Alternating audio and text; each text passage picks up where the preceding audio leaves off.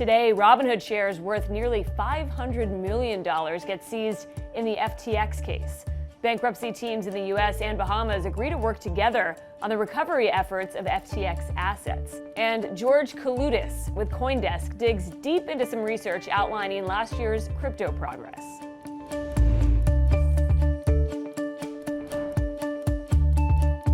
Welcome to CNBC's Crypto World. I'm Kate Rooney. Crypto prices are in the green to start this week. Bitcoin rose above the $17,000 level. Ether traded higher as well, back above $1,300.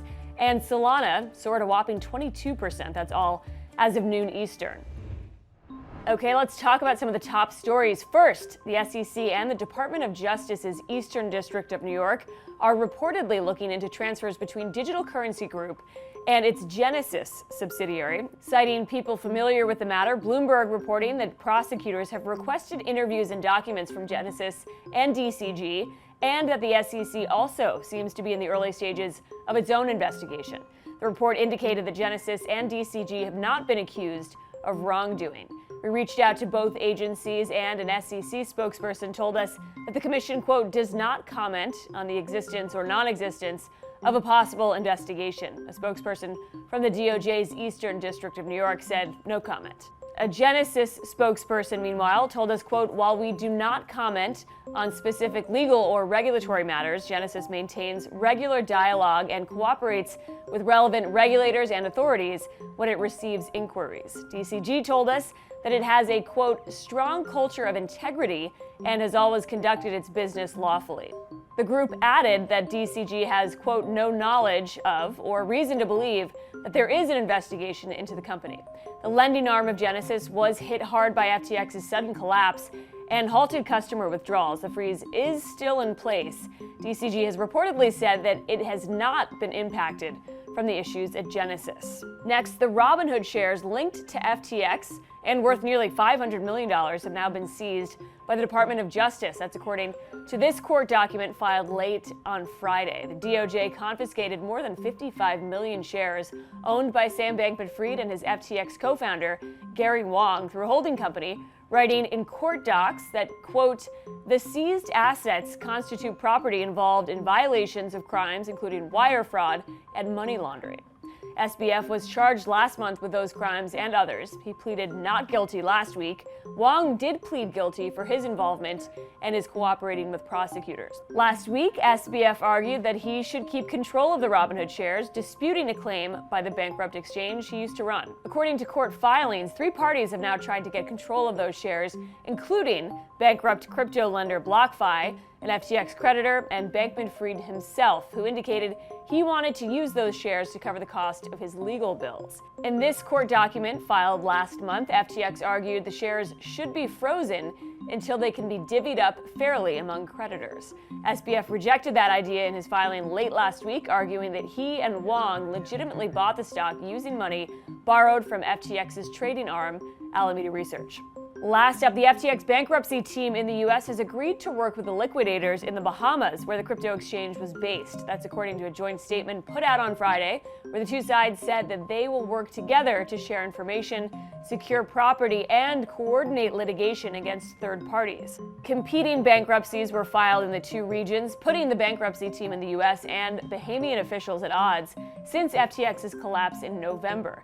The development settles the disagreement that threatened the recovery of what could be billions of dollars in lost funds. All right, on to our main story. CoinDesk Research released its 2022 annual crypto review today, summarizing some of the key themes and metrics that marked last year's progress in the space.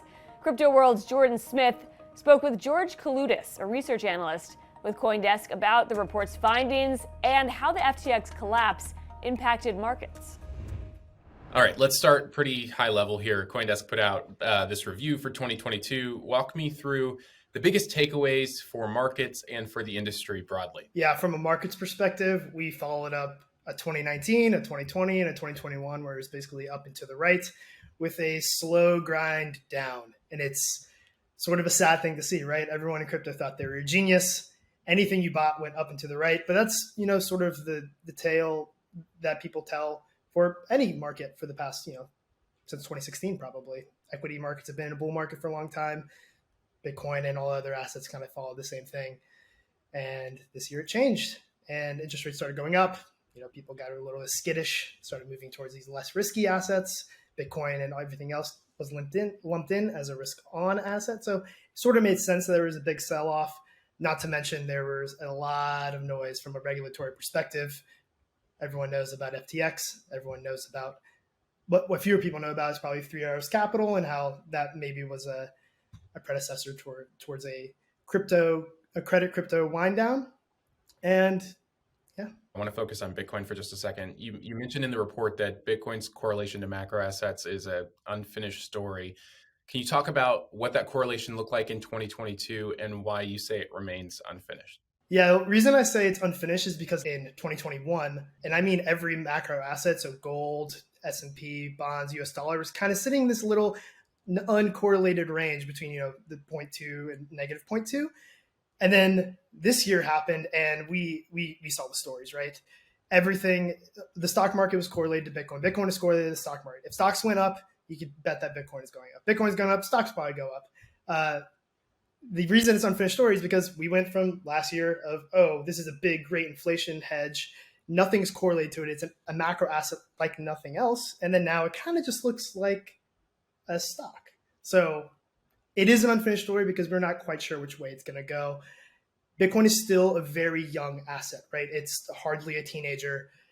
What it ends up becoming 10 years down the road is really a mystery. And I think it's a really exciting thing to be a part of. Is it going to be, the global reserve currency, or is this going to be this, plaything?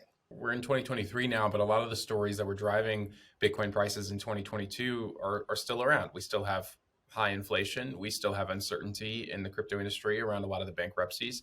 It's a risk-off environment on Wall Street as well. So what does 2023 hold in terms of finishing that story? Bitcoin is, and this is a classic Bitcoin maximalist thing to say, which I am part of that camp.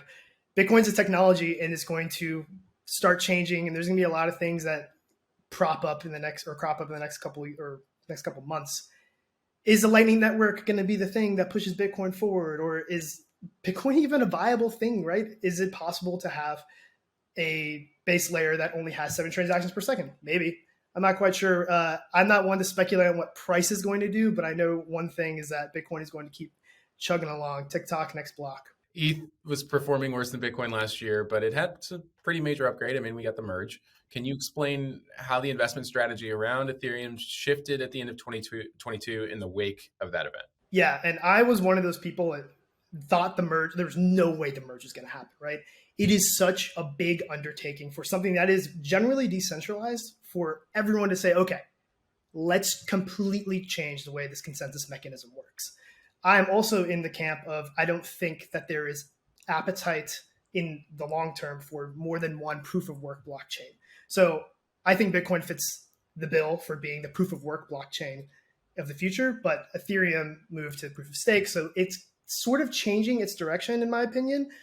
The one reason I'd say that is they change with the merge, they change the way that their monetary policy works. So sometimes Ethereum gets burned every time it gets minted, and sometimes the amount of Ethereum that is burned exceeds the amount of Ethereum that is minted with each block. And so a lot of people are talking about this idea of ultrasound money, which sounds great in theory, right? You have hard money and the supply is falling. But the only problem with that, in my opinion, is that it is unpredictable. We don't know if Ethereum is going to be deflationary or inflationary. So what I think it actually does better for Ethereum is position it for a more application-centric blockchain where it's doing something entirely different. And I think that's totally fine. If people want to do DAOs, it's probably going to be easier to do it on Ethereum. And it's especially easier now that they moved to the proof of stake and there's less, people getting worked up about it because it's not using as much energy as it was previously. Your report also tracks the industry as a whole and some companies that were operating in the space. So what has the investment landscape looked like for funding these crypto businesses, some that are operating on the Ethereum network? And does it support the idea that right now is the time to build? I am the most permeable person you'll ever meet. So I think it's always time to build these awesome technologies and push them forward. We did see an increase in the amount of venture funding that was put into these crypto companies. And the one thing I'd say is these VCs and these private equity, growth equity funds are investing in companies rather than tokens. So while the tokens went down, they were still trying to fund these companies. And to be quite honest, a lot of these funds were raised during the throes of the bull market of last year, where everyone wanted to get in. Everyone is yield starved, and they wanted to put money into crypto somehow, some way. So a lot of the growth from this year was probably, that latent or that lag in the funds that were raised last year, trying to put that to work now.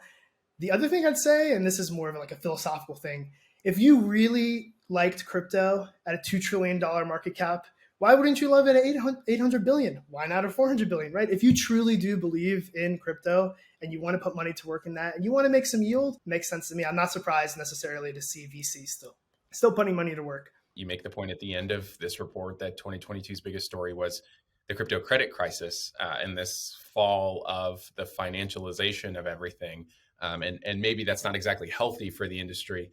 Do you see 2023 as the year of the unraveling of that story, that you can't financialize everything? Do you expect more companies to go under this year as the market comes back to reality?